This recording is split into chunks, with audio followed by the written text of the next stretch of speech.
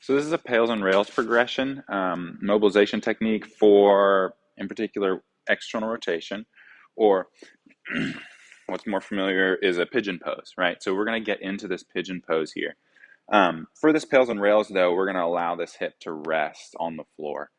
So find a position where you've got a little bit of tension. You know, we don't want it to be where you actually can lift that foot pretty far off the ground. So if you need more tension, take that foot further out. But you can also, if this is too aggressive, you can elevate this knee a little bit.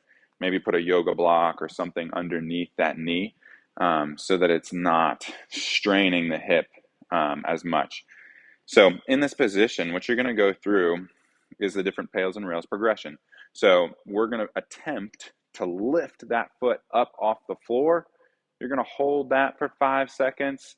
And then after relaxing, then you push that foot down into the floor for 10 seconds. Once you release that, you might be able to go ahead and take that foot into a little bit more rotation there.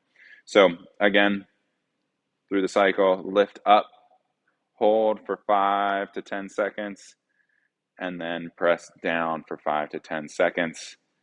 After the downward pressure, you adjust. So you can either add more, likely add more tension into the system, as you work through that progression. Work through at least 5 of those, going through lifting up, then pushing down 5 to 10 seconds. Build into it over the course of those 5 reps. You don't want to go too intense right off the bat. You might cause things to cramp up.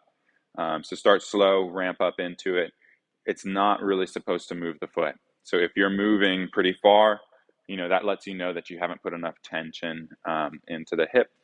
We really want this to be a minimal, only, a few centimeters lifting up off the ground. So again, this is pails and rails, help improve that tolerance, that external rotation of the hip, improve that hip mobility. Give this a shot, try it out.